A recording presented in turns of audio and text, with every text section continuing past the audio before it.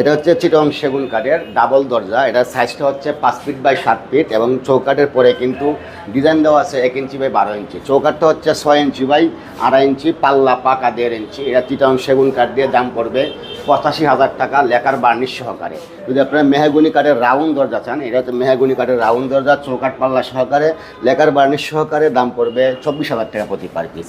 যদি আপনারা চিটং সেগুন কাঠের এই সুন্দর একটা ডিজাইন চান, এটাও কিন্তু ভালো একটা ডিজাইন, সিম্পলের মধ্যে এবং ডায়মন্ড ডিজাইন বলি আমরা এটাকে। এটাও চিটং সেগুন কাঠের পাকা 6 ইঞ্চি 2.5 ইঞ্চি চৌকাঠ, পাকা 1 ইঞ্চি বাই 12 ইঞ্চি চাপ দেওয়া আছে, পাল্লা 1.5 ইঞ্চি পাকা থাকবে কাজ করার পরে। এই পাল্লার দাম পড়বে হচ্ছে 85,000 টাকা লেকার বার্নিশ সহকারে ডাবল ডোর। যদি আপনারা সেগুন কাঠের মধ্যে সিঙ্গেল পাল্লা চান, এগুলো পড়বে হচ্ছে 22,000 টাকা প্রতি পার পিস।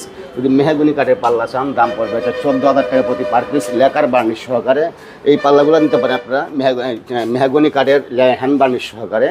এই পাল্লাগুলো যাবে চাঁদপুর মতলবে, ওনার নাম